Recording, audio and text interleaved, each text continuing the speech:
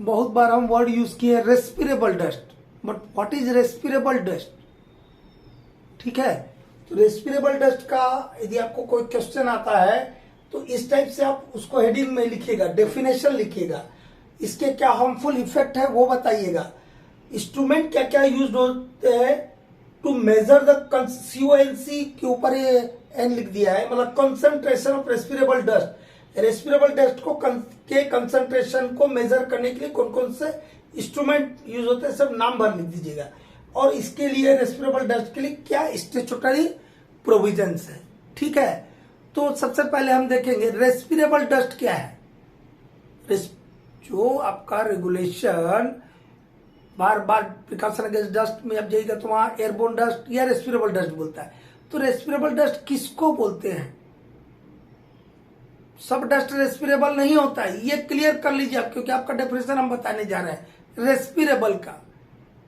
रेस्पिरेबल, ठीक है, देखिए किसको हम रेस्पिरेबल बोलते हैं? उस डस्ट को रेस्पिरेबल बोलेंगे जो डस्ट को यदि हम इनहेल किया और वो जाके मेरे लंग्स में एंकर्ड हो गया, ANCHORED,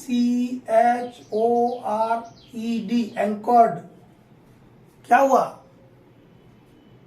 ऐसा डस्ट जो कि इनहेल करने पर मेरे लंग्स में जाके एंकर्ड हो गया और मानव के लिए 5 माइक्रोन साइज से कम के डस्ट पार्टिकल खतरनाक होते हैं, स्वास्थ्य के लिए हानिकारक होते हैं, क्योंकि यही वो डस्ट पार्टिकल है जो कि हमारे लंग्स में जाके जम जाते हैं।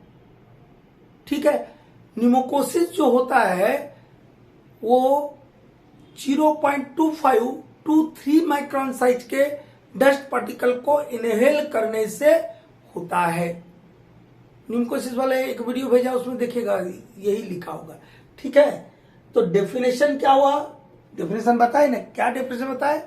रेस्पिरेबल dust is a dust that gets anchored into lungs. The dust particle below 5 micron size, below 5 नहीं 5 से कम, below 5 micron size are harmful to the health of person because this size of dust get anchored into the lungs. Pneumococcus is caused due to inhalation of dust particle size 0.25 to 3 micron size. Okay? ये definition आपका complete हुआ। What is harmful effect of this respirable dust? मतलब सब size का dust रेस्पिरेबल हुआ क्या? नहीं हुआ। जो डस्ट पार्टिकल 5 माइक्रोन साइज से कम है वही डस्ट पार्टिकल हमारे लंग्स में जाके जमा होता है। इतना क्लियर हुआ ना डेफिनेशन से? ठीक है, अब आएंगे हार्मफुल इफेक्ट। हार्मफुल इफेक्ट क्या है? Harmful effect is occupational diseases. ये रेस्पिरेबल डस्ट को हम इनहेल करेंगे लॉन्ग एक्सपोजर में, एक दिन में नहीं बोल रहा, 10 दिन 2 साल में नहीं बोल रहा, लॉन्ग एक्सपोजर में यदि हम रेस्पिरेबल डस्ट को इनहेल करेंगे तो ऑक्यूपेशनल डिजीजेस होगा, लंग डिजीजेस होगा, जो डस्ट रिलेटेड लंग डिजीजेस होगा, that is coalmycosis, pneumoconiosis, silicosis, berylliosis, siderosis, asbestosis, etcetera etcetera. Okay, now what instruments are used to measure the dust concentration? What instruments?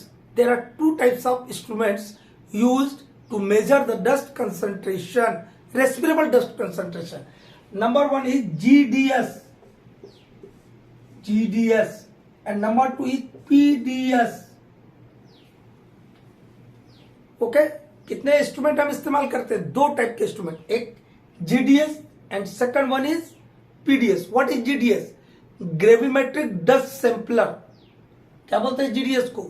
Gravimetric dust sampler. It is a fixed type dust survey instruments, ये fix type का instrument है।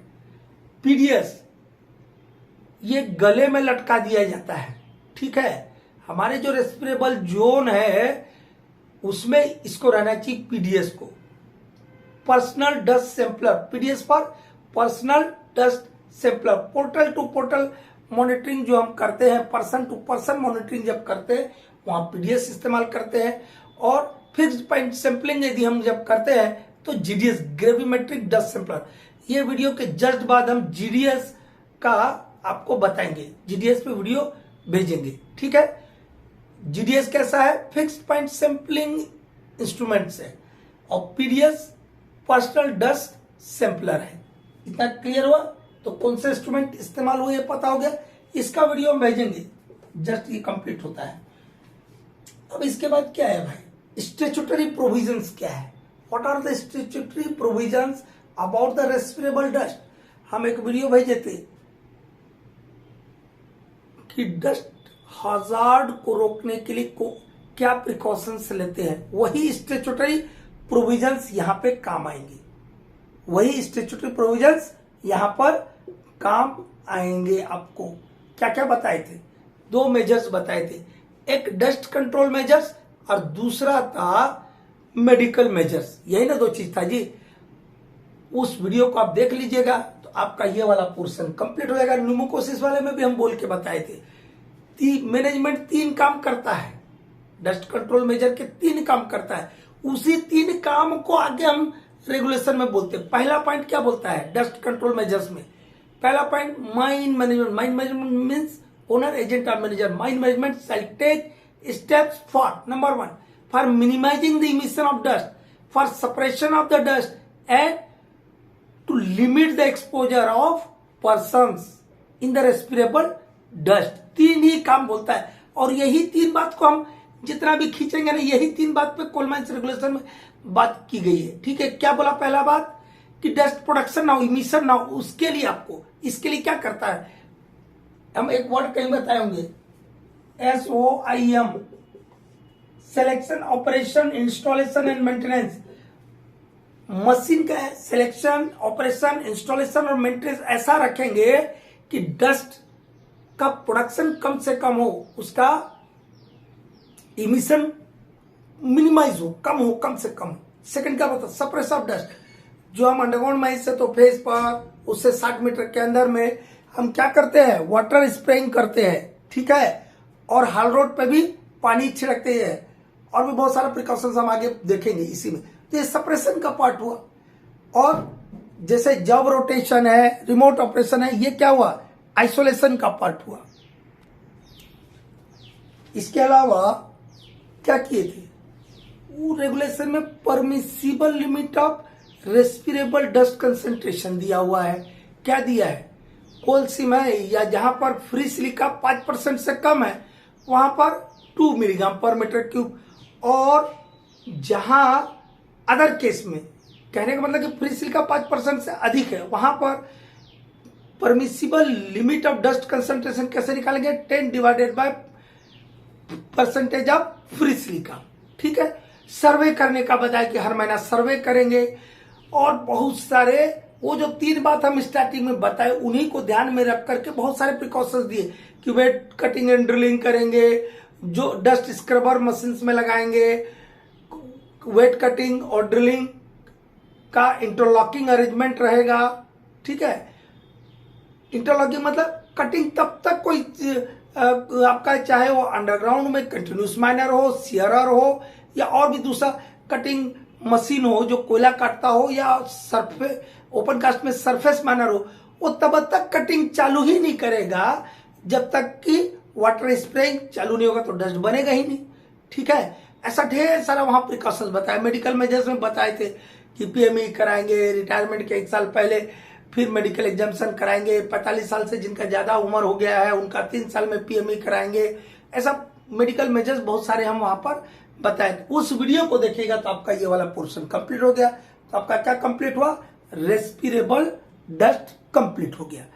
अब देखते रहिएगा, हम with in 1 year, मेरा channel को मोटा मोटी टाइम हुआ है 70 दिन, तो हम विद इन 1.5 ईयर, 1.5 साल में आपका माइनिंग का सारा चीज हम डाल देंगे। हमको समय चाहिए, ठीक है, क्योंकि हमारे पास टाइम रहता। हम रात में आप लोग के लिए बना रहे हैं। अभी जो है रात का 2 बज रहा है, ठीक है। तो हम जग के आप लोग के लिए बनाते हैं। आप लोग सब्सक्राइब किया कीजिए और लाइक किया कि यदि आपको अच्छा लगता है तो। ठीक है, जीडीएस का हम भेजेंगे, थिकनेस ऑफ वाटर डैम का भी कैसे कैलकुलेशन करते हैं वो भेजेंगे, और इसके अलावा हम आप लोग को triggered barrier, stone dust barrier का भी वीडियो अपलोड करूंगा आज रात में। ठीक है।